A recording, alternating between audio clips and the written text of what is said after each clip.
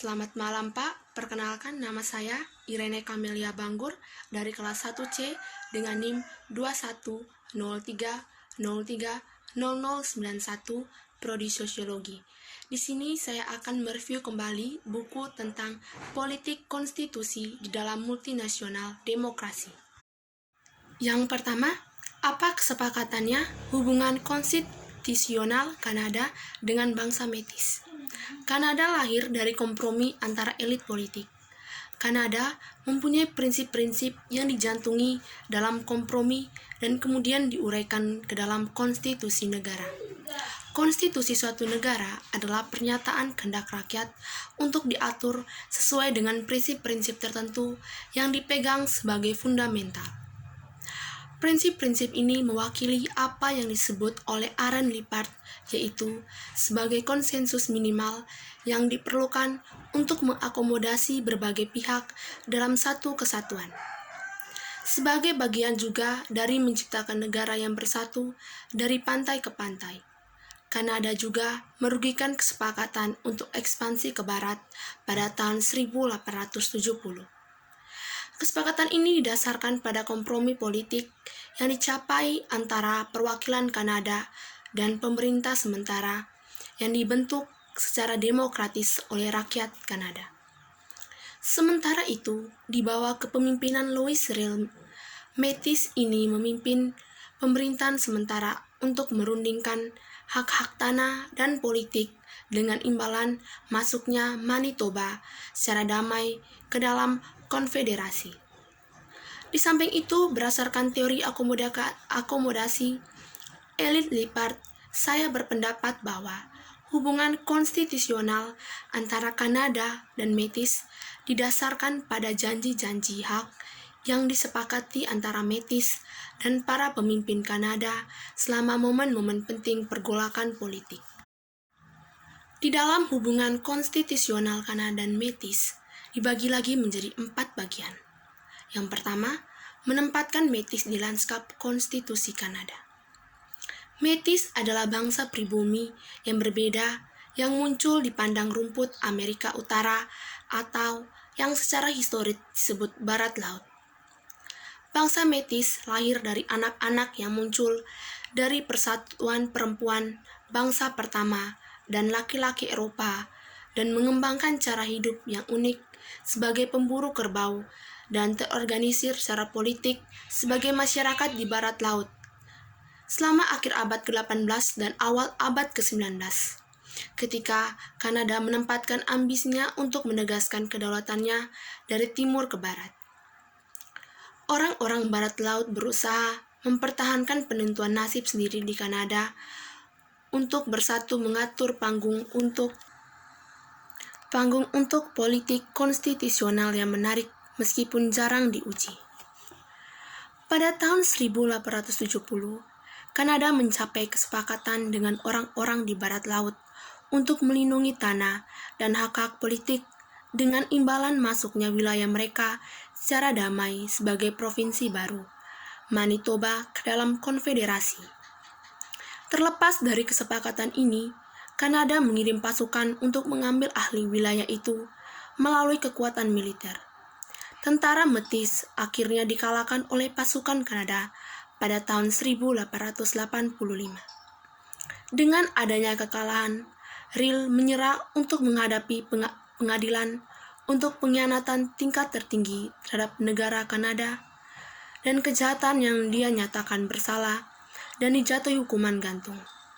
Dengan kematian pemimpin mereka dan pengambilan alih militer atas tanah mereka, Métis secara politik dan ekonomi terpinggirkan dan sebagian besar menjadi tidak terlihat dalam lanskap konstitusional Kanada. Berikutnya, menyerang kesepakatan janji hak Métis pada tahun 1870. Pembentukan Manitoba pada akhirnya merupakan hasil kesepakatan antara Métis dan para pemimpin Kanada. Kesepakatan ini tercermin dalam Undang-Undang Manitoba 1870 yang menegaskan penambahan provinsi kelima ke Konfederasi Kanada. Paul Karda menjelaskan bahwa negosiasi hak Métis dalam Undang-Undang Manitoba konsisten dengan praktik lain pada masa konfederasi yang berusaha mendamaikan kepentingan lokal dan negara bagian melalui jaminan perlindungan lokal terhadap gangguan pemerintah federal. Setelah mendengarkan Konfederasi Kanada, Métis sangat ingin menjaga kekuatan ekonomi dan politik mereka di barat laut. Selain menduduki peran kunci sebagai perantara Eropa dan bangsa pertama dalam perdagangan bulu, Métis telah mengembangkan praktik berburu yang berkontribusi pada keunggulan ekonomi mereka, serta adanya penggunaan kuda yang memungkinkan mereka untuk mengiring kerbau dalam jumlah besar dan memungkinkan mereka untuk mengangkut barang ke pos-pos perdagangan dengan gerobak beroda 2 yang ditarik kuda telah membantu Métis untuk memantapkan diri mereka sebagai aktor ekonomi dan politik utama di barat laut.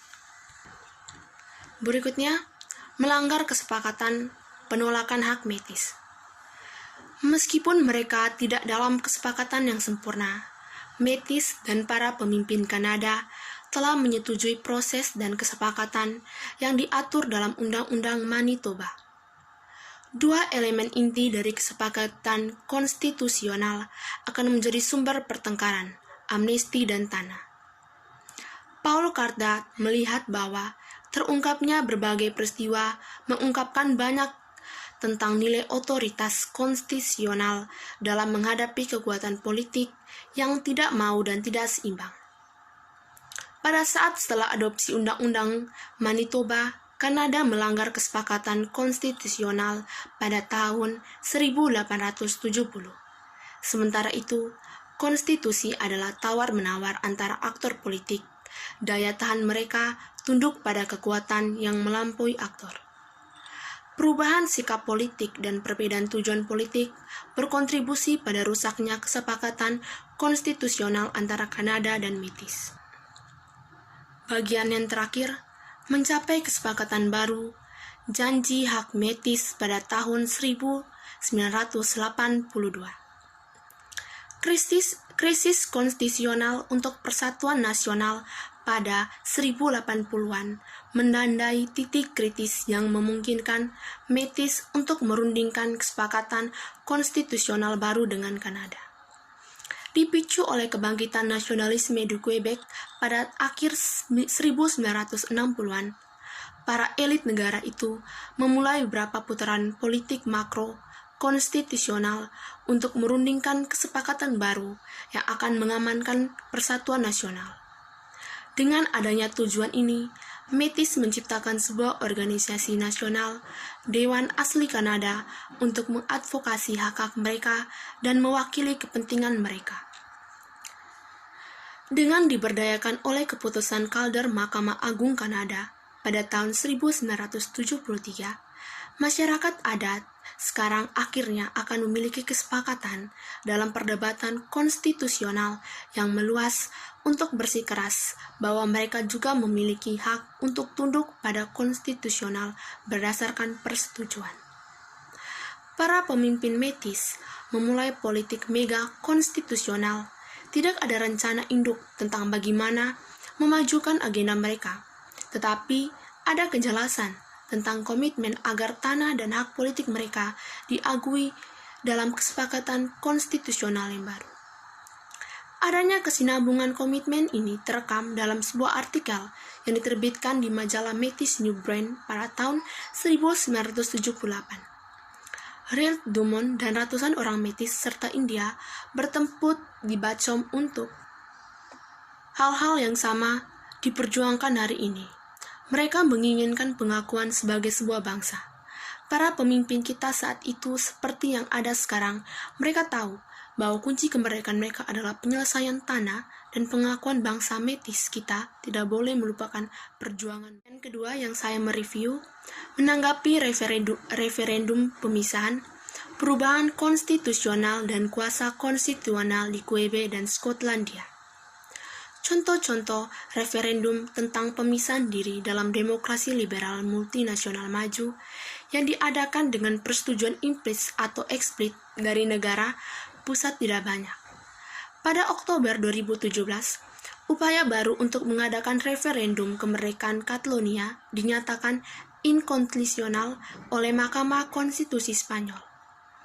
Adapun kasus-kasus baru di Venesia dan memiliki kesamaan bahwa legitimasi mereka dipertanyakan karena banyak fakta bahwa mereka tidak mematuhi desain institusional dan konstitusional yang diaku dan diterima dengan baik.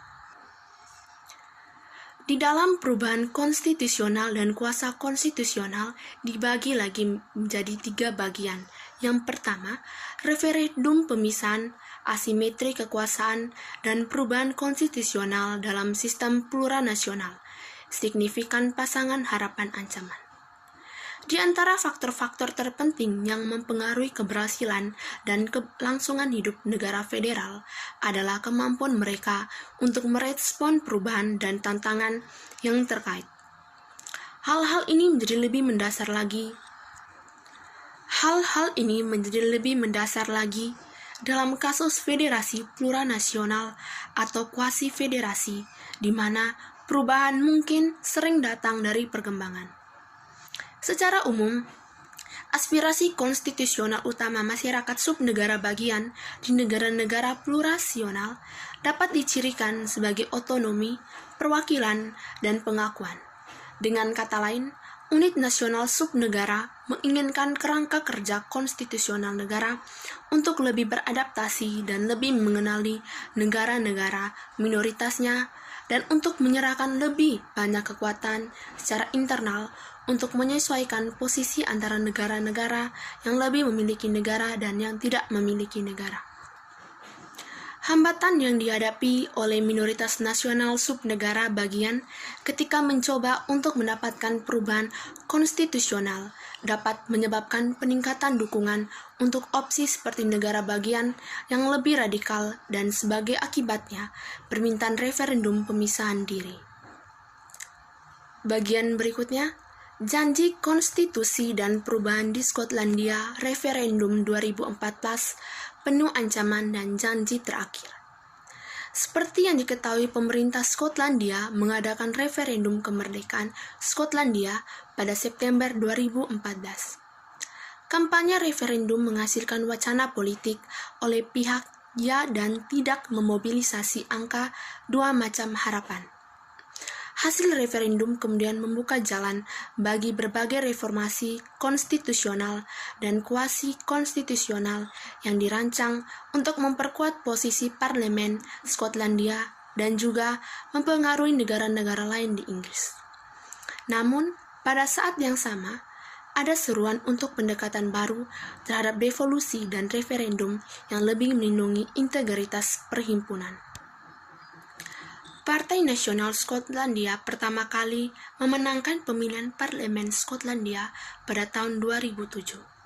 Ketika membentuk pemerintahan minoritas, kemenangan ini mengejutkan banyak orang karena jejak pendapat secara konstitusional menunjukkan bahwa preferensi rakyat Skotlandia tersebut kurang lebih merata di seluruh untuk mempertahankan status quo konstitusional, opsi perantara untuk devolusi lebih lanjut dan kemerdekaan. Dan bagian yang terakhir, janji konstitusi dan perubahan di Quebec pada referendum 1080 dan 1995. Pemerintah Quebec telah mengadakan 2 referendum untuk mencapai kedaulatan, yang pertama pada tahun 1980 dan yang kedua pada tahun 1995. Pada 2 kesempatan tersebut, kampanye referendum memberi jalan kepada wacana politik yang memobilisasi pasangan ancaman harapan. Kedua referendum itu demokratif dan diisi oleh debat publik yang meriah yang melibatkan semua partai politik, provinsi dan federal. Partai Konstitusi pada tahun 1982 memutuskan hubungan kolonial dengan London yang sebelumnya mendefinisikan Kanada, disertai dengan amandemen konstitusi yang signifikan. Dengan adanya kemenangan federalis 1995, membantu menciptakan kerangka legislatif dan yudisial baru yang akan membatasi kemampuan Quebec untuk mengadakan konsultasi publik dialektika tentang masalah kedaulatan. Selanjutnya, bagian ketiga yang saya mereview yaitu nasionalisme, flash dan kesenjangan kiri-kanan, konsensuensi politik konstitusional di Belgia. Aktor utama politik konstitusional di Belgia tidak diragukan lagi, adalah partai politik. Hal ini tidak mengejutkan lagi mengingat dominasi mereka dalam sistem politik Belgia secara keseluruhan. Konstitusi reformasi negara seperti yang biasa disebut di Bellandia, makan pada dasarnya terbatas pada presiden partai politik dan rombongan mereka.